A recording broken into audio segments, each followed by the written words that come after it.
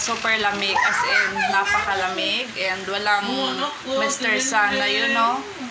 Makikita natin sa outside. Super lamig lang po dito, and nasa loob lang po kami ng bahay, and yes, share ko sa inyo ang aming ginagawa. So ito na nga, super lakas ng ating hangin. So malamig, so fresh, and ayan yung mga tanim ko. So ayan, at the same time, dito po ay umuulan. Kahit papaano nagka-water ako para sa aking hugasin, at saka dyan na lang ako manlaba. So after rainy day, so ito na ang kalagayan. Nandiyan na si Mr. Sun, and napaka-fresh ng ating paligid. Yes, and nag-fog. And for today's ulam na, so we have here baboy. Ayan. So ito yung ulam namin. And then, meron pa kami ditong pag-isod mo kamot. So gipakaon niya ang isda nga nag-open. Uy, naman na yung food. Ang dahon ito sa baba. Masaradaan ka ha. Wow, nag-eat na ang fish. Wow. So ito na yung isda, ginaginawa naming sinugba.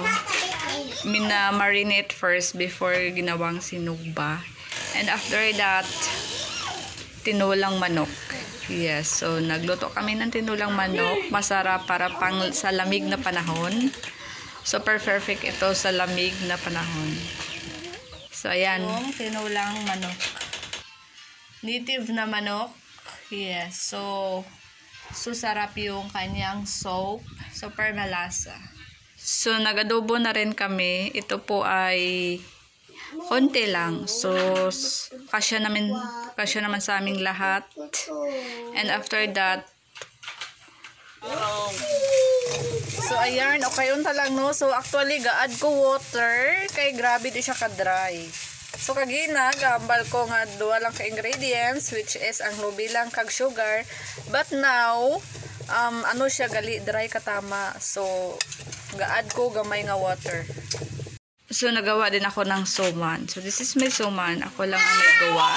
And after that is puto with kasaba. Yeah, so this one is a sample sa aking puto kasaba. Perfect pang tag-ulan. And ito sumingit si Guiham, si Mingo Float. Yes. Maliit lang dahil kami lang naman yung kumakain. At saka meron tayong dessert. It's a cake. Yeah, it's a cake. And itong pansit bihon. Super sarap. Malasa and with calamansi. So perfect na perfect pang snack. At the same time, pang ulam na rin pwede. So goods na goods. Uy, nahog na. Mana?